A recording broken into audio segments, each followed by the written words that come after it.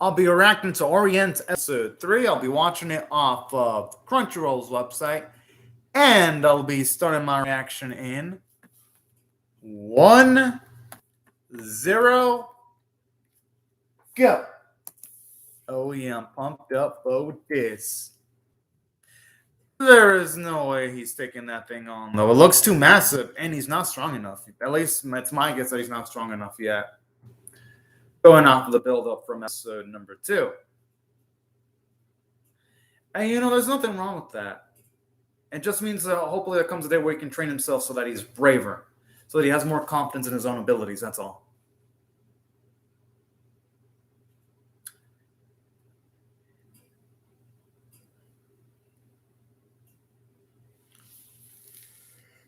I mean, Musashi kind of did deserve that, so.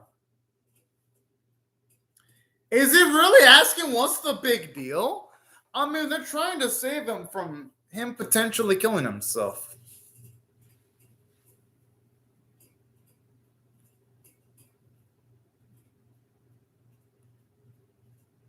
He could get himself killed for one. He should really stop thinking about prizes, though.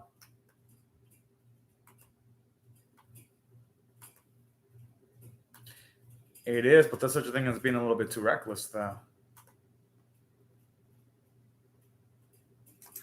Okay, at least somebody called out Musashi on it. Bullshit! Like he's not reckless. Good, I'm glad that he's throwing facts at his face. Because honestly, someone needed to fucking do that to Musashi.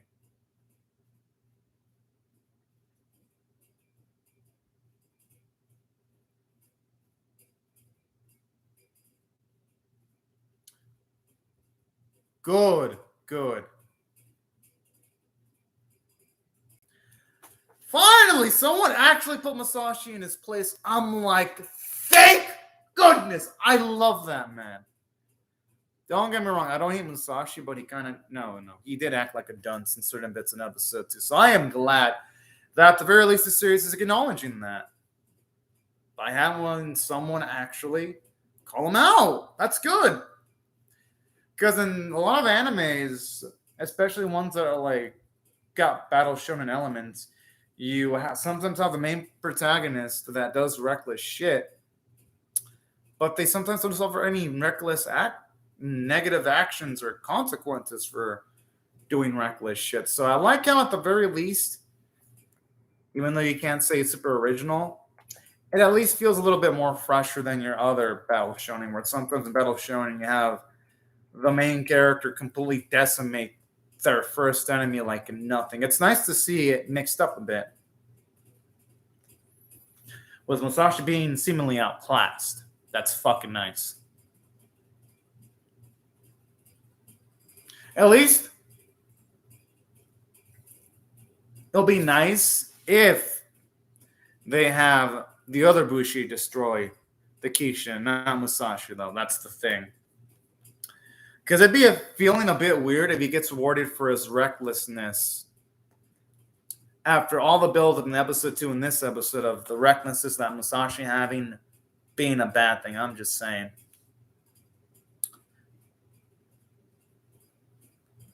All right, at the very least now he's saying it. Oh!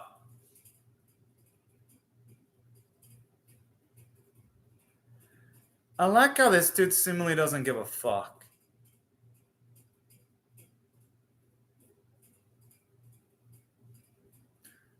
Damn!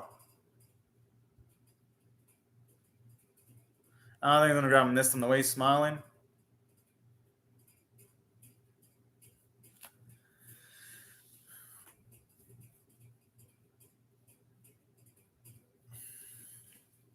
That may be the case, but there is such thing as having too much confidence in yourself, though.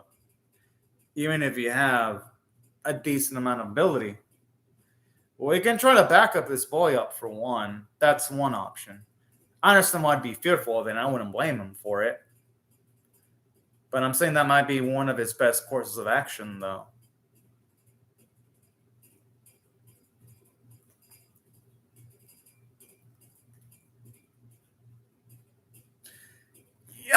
I'm loving the character villain for a blonde boy. Fuck yeah.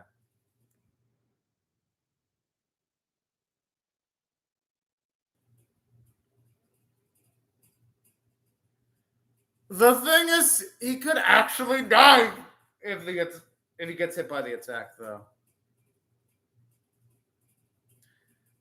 But hey, you know what?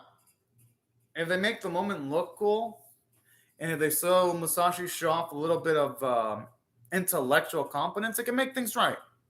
I mean, I like the way the sweat's moving. It looks damn fluid.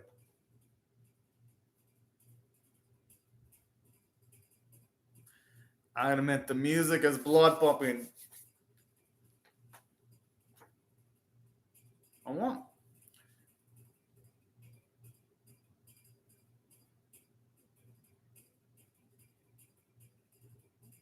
Yeah, all right. I'm gonna. That actually does look pretty cool. Whoa.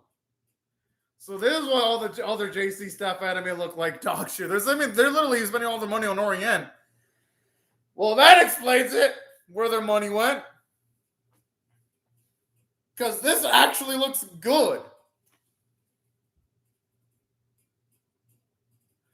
Ah, it looks so close to hating it too.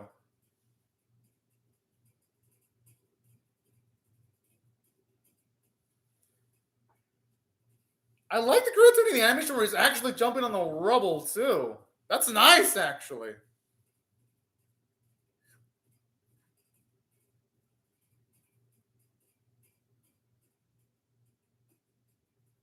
Hope this means he'll think about it much more smartly. Oh.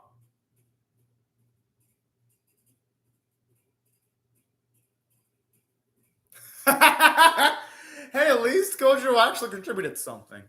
That's nice. Because at least here it keeps Kojiro from feeling like just a background character.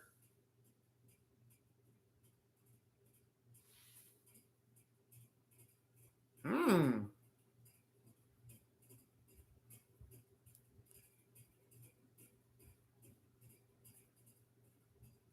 Whoa. I even love like the slow-mo too when you see a bit of the destruction of like the Yo, it's clever! Oh my! No wonder why it has that sort of in the opening then. I'm assuming it's gonna get saved by the other Bushi though. I mean, they are around the surrounding area. Yeah! You know, I'm glad they handle things this way. Because they showed Kojiro and Musashi's competence to at the very least know where to aim their attacks at. It's just they weren't strong enough. So this respects Kojiro and Musashi while giving this Bushi captain a good amount of hype too. It was the best. I mean, Musashi would have died. But the thing is, his blade wasn't sharp enough.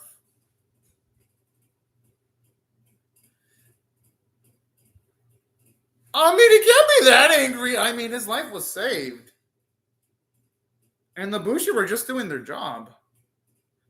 I mean, I'm assuming they gotta do this to put food on the table.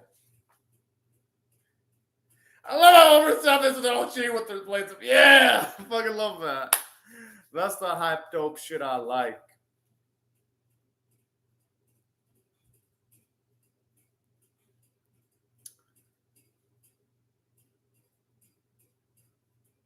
Huh. I wonder if a boy's gonna try it or he's not gonna try it. Oh yeah, I guess I would see why he wouldn't want to try that because his kill was stolen by this Bushi squad. Yeah. I mean, they were outnumbered and unexperienced. Hope they use the frustration to train a lot, though.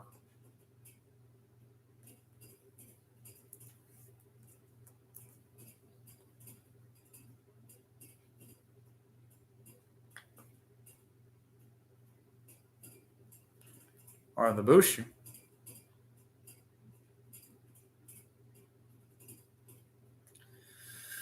I just wonder if this whole lore against the Bushi is going to apply for all the towns or just this town in particular? That's what I'm going to be wondering when it comes to like the world building going forward, because the title of the episode on Crunchyroll's website is The Outside World.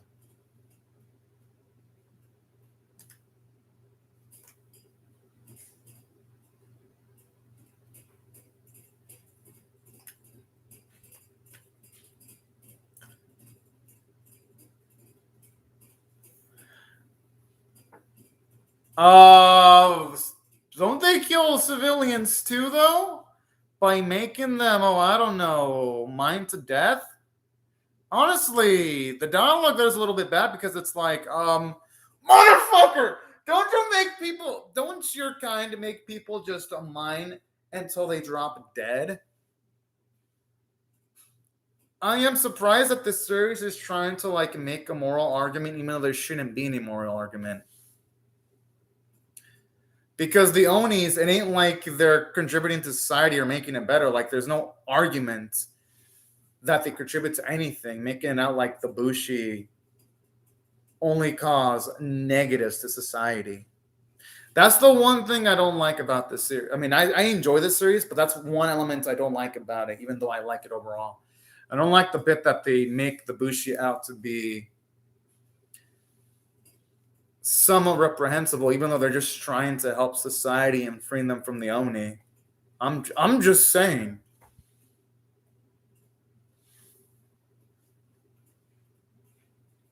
But in saying that, that's only one downside in the series that I do enjoy. But I can't just ignore any flaw that I see, though. I gotta call it. I don't know how I was praising this episode earlier for all the cool stuff that it did. Gotta go both ways.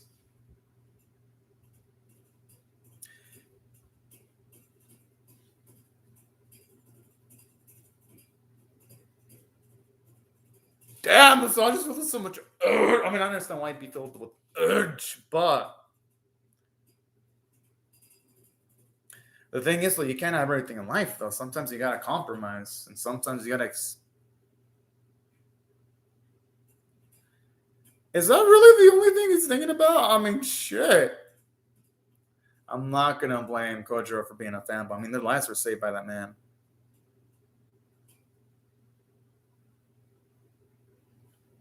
You know, if I were Masashi, I'd ask if I could spar with the man. Just to like get a little bit more training and just to get a feel of how to utilize the blade a bit better. He honestly shouldn't complain.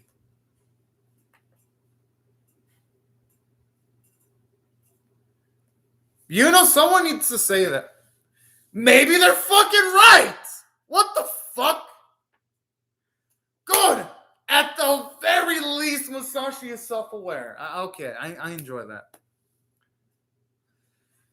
I like this. Even though they give Masashi a lot of flaws, they at least acknowledge that he's got flaws. So I actually respect that. Because some animes have characters with flaws, and they just have certain main protagonists indulge on them. They said it.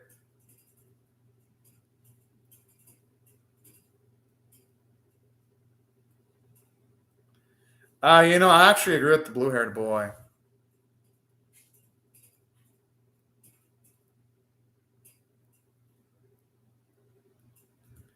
Honestly, Musashi is acting like a 12-year-old child and insane it like that in this instance. I really thought he was going to go through some major growth saying that I'm going to put a lid to it. But then when he says shit like that, I'm like, ah. Really? He's complimenting our boy? Saying that it took cuts to come clean? And he's being rewarded for his behavior? Oh, my. Ah.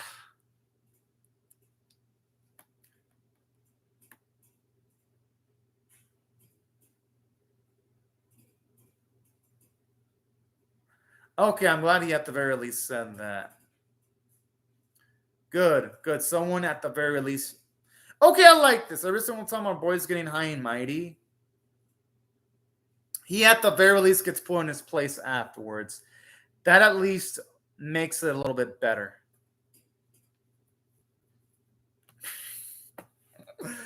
Oh, man.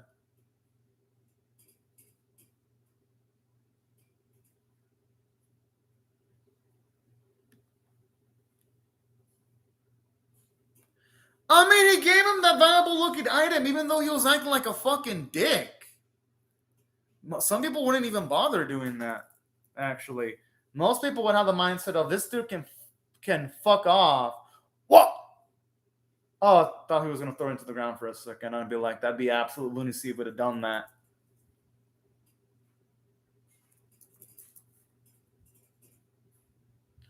I don't think that's That's probably like,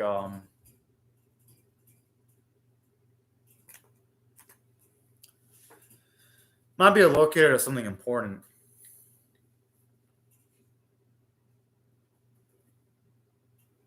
Hmm.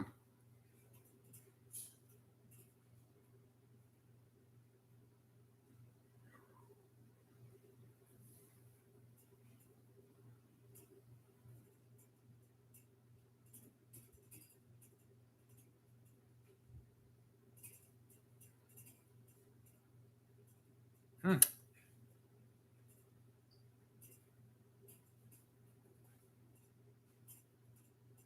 Oh.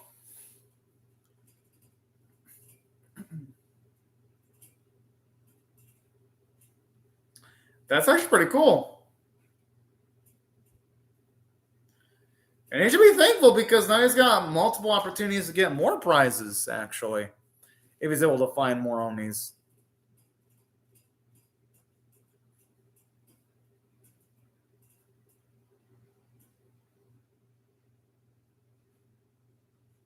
Oh. Oh, yeah, it kind of makes sense. I kind of like the irony here. Most enemies, it'd be the reckless character that wouldn't know how to read, but I like how the reckless character can read. And it makes sense, too, since with Musashi, he did go to a school. So I like how, even though he went to school for mining, he was educated on how to read. And it makes sense why Kojo wouldn't be taught how to read. There's actually a good scene here, straight up, actually, to its credit.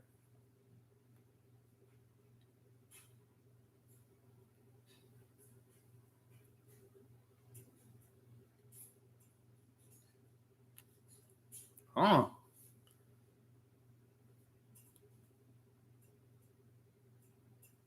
I love his Gonko spirit there.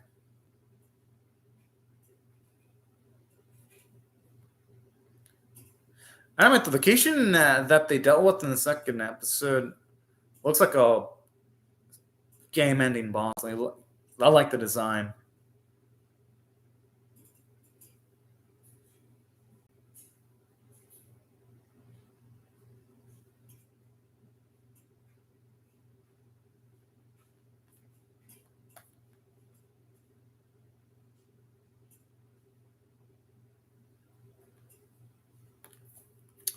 I don't know, the narration is damn on point. I love the way it sounds.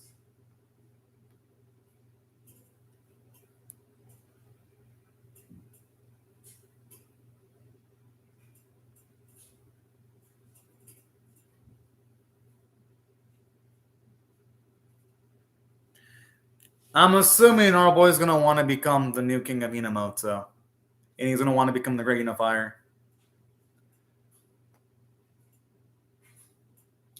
I'm assuming only the most elite Bushi know about that.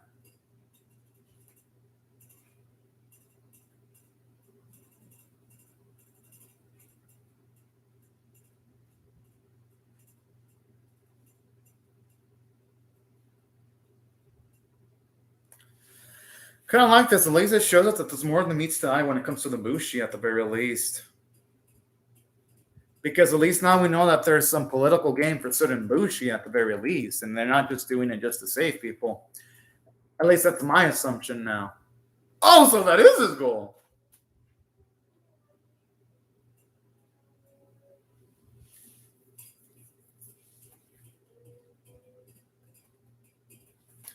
I love how he has a disc back. Oh, boy.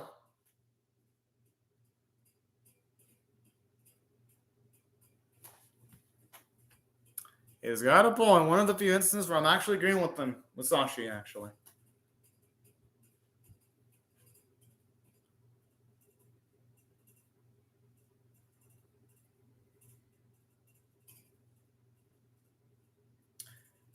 Okay, I love the little competitive spark going on. All right, all right.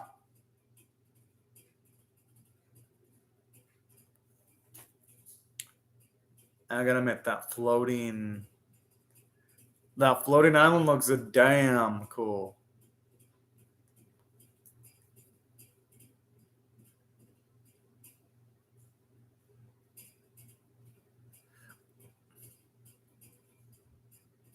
I like this. At least now, Kojiro and Musashi have the figurative training wheels taken off, so that should at least add a little bit more stakes to the fight scenes.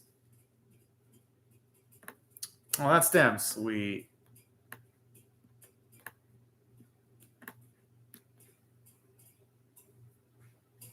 Oh man, those sound effects of the fucking motorcycle are kind of give me a chuckle. In a good way, though. I'm not gonna really be on JC's staff because the animation here is stiff because you don't see their hair moving as in the bike. But since they made the fight scenes good, I'll give them a pass. JC staff, you did good at making the fight scenes good. So I'm not gonna overlook it, but I'm not gonna knock y'all points for there being no hair movement while they're running on the motorcycle when there should be hair movement. Only because they made the fight scene look lit as fuck.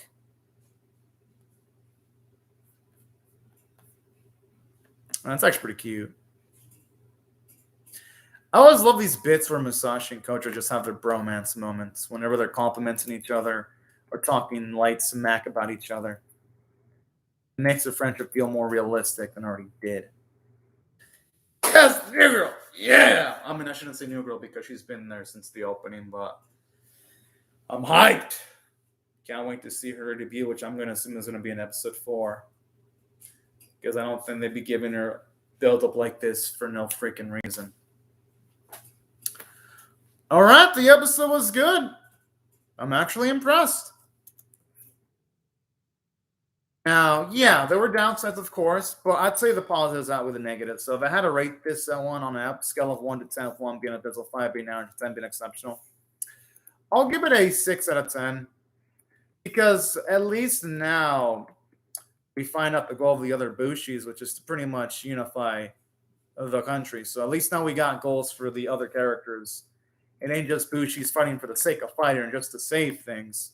It's also for political boon, too. So I like that. I always love it when anime make protagonist or side characters more ambitious. And I like how now our boy has a new goal to want to also be a nation unifier, too, and do it before the other Bushi groups. So that's pretty nice, too.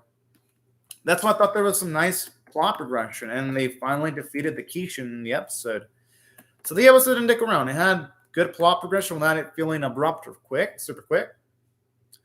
Also, really like the characterization and character development. You see Kojiro become braver during the episode, giving our boy knowledge. And while, yes, Musashi was a pretty reckless fuck, at the very least, he saw consequences because he had to be bailed out.